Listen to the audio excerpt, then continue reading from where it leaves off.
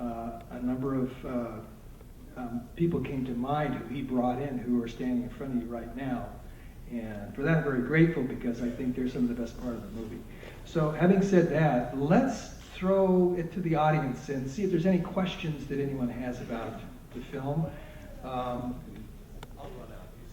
Yeah, why is he leaving? I'll be Phil Donahue. Okay. Yeah. Christian, what disease were you dying from exactly? Yeah, the question is, Christian, what disease were you dying from? Well, I was dying from a disease in the mind, you know. I mean, that's the whole kind of controversial, radical aspect of the character you wrote, Victor, is that the guy is kind of willing himself to death. I chose that he was dying of cardiac arrest. Something like among that. other things. Yeah, he had created his own God, and he had killed himself too. So, any other questions? There's a hand over here. What was it like to work in 116-degree heat in the summer in Boron? Well, I want to say one thing about it, and that is that when I sat down with Kathleen Alexander, who was our line producer, we were trying to decide when and how to. Where is Kathleen? Where is she? Yeah, where is she? Step forward. And to decide when and where we were going to shoot. And I said the last thing I want to do is to shoot in the Mojave Desert in July. I said we're gonna move the date. We're gonna postpone this or push it. And she said, why? We can do anything. We're in the film business. Victor, my favorite part was when I saw all these great, wonderful ice packs being pulled out of a cooler. And I'm like, oh, this is great. Yeah, the umbrellas and everything. And then the ice packs went on the camera, above the camera. And we just had to suffer.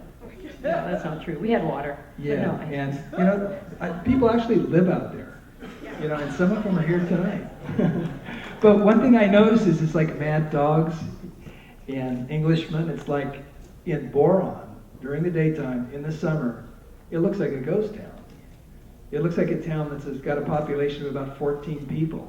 But when the sun goes down, you meet everybody in town. There's actually 8,500 people there. So unfortunately, we didn't learn that until after the film was completed. It's probably a good thing. Okay, we have a question here.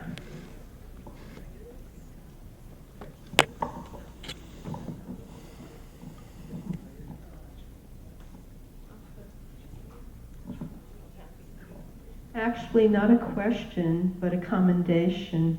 I've worked with couples for 32 years, and I'm also a social analyst.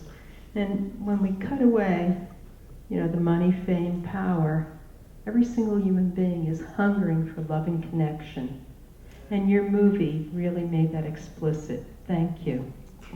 Yes, thank you, Cass. Thank you. I was continuing walking around the set saying, who wrote this crap? But these guys actually were able to turn it into something wonderful, I thought. Anybody else? Here's a question over here. There is the use of a lot of Dutch angles and kind of crooked camera angles in the film. Why how do you think that served the story? The dolly had a flat tire. Actually, we were doing a lot of drinking ourselves. I'm sorry? We were doing a lot of drinking ourselves. The camera guys were drinking. Where did that come from? Well, it's just, stylistic treatment. This film had been in development for a long, long time by me. I mean, a long time. It had been financed twice and it had fallen apart before we were able to put it together in a year and a half ago. One of the things, it was a long journey. One of the things that I realized that, damn it, if we're going to make this film by ourselves, we're going to make it the way we want to. So we basically said, let's just do all the stuff that we want to do, and let's not, follow too many rules. And I think, in a way, there's a cost for doing it because, sometimes you do stuff that you probably shouldn't be doing, But God, thank God for editing. But it's like, if you can bring this stuff into the editing room, that's a start. So, Yeah, we did use a 4K digital camera to shoot this show. We had 3 of them. And because they're basically computers with lenses, we had a lot of problem with heat. But it didn't really stop us from shooting exactly the same way that we would shoot with film once we took the ice packs away from the actors. Because the cameras would quit working sometimes. But it all worked out in the end. Anybody else? Here's a gentleman here. Kim. Yeah, the music. The music was written by Nora Kroll Rosenberg.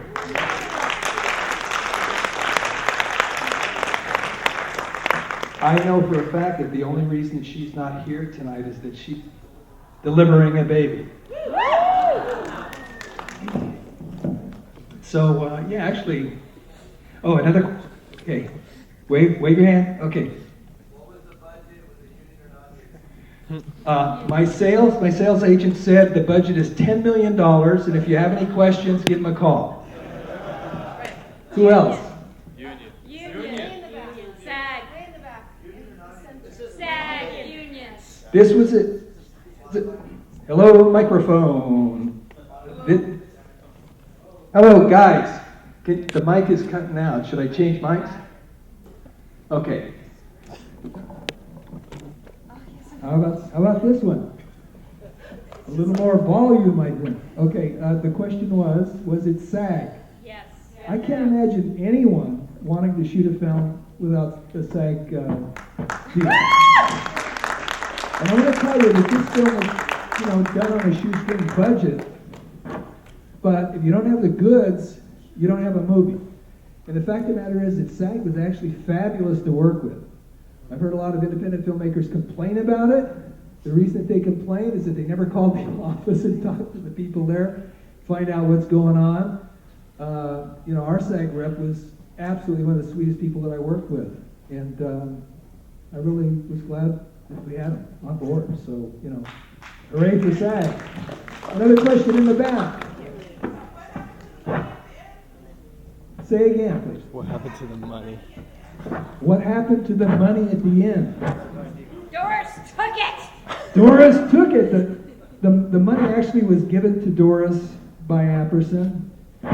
Doris was looking for money at the beginning of the movie, and the reason she was looking for money is that she was a woman in trouble. And a woman in trouble needs money. Okay? And she got more than she, had bargained for. So. Way back there in the booth and waiting for a while. Yeah. In the back.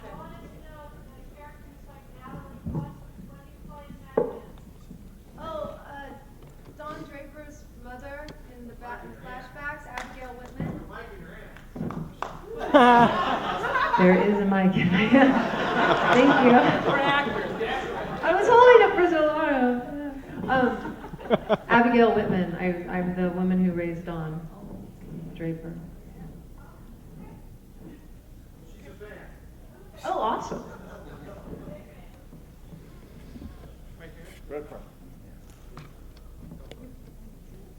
Question in the front, okay.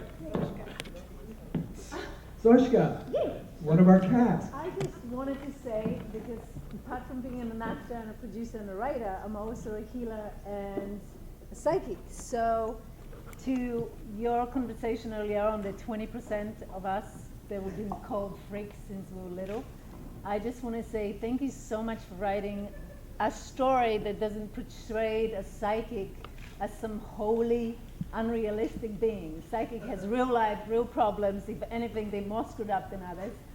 And we're dealing with it on an everyday basis. And I love that this is not some guru woman that does, this big prophecies, rather than an everyday person who has everyday problems, everyday family, if not more. So thank you. Yes, and you did a great job, by the way. It's certainly one of the major reasons why this film was made, is Yes. because that story just isn't told that Yes. often. I agree. Thank you. Anybody else? Okay, well, I want to thank you all from the bottom of my heart for being here tonight. According to Doris, coming to a theater near you.